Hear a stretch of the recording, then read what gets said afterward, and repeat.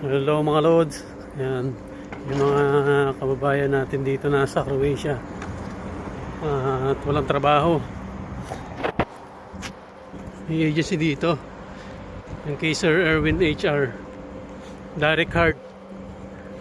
Yan, kung ikaw ay naghahanap ng trabaho nandito ngayon sa Croatia, Zagreb, puntahan mo lang si Sir Erwin HR. Yan, meron siyang opisina rito, meron silang agency dito. Pakita na rin natin, ito yung agency niya. Yan. Yan. Check nyo lang yung kanilang Facebook account.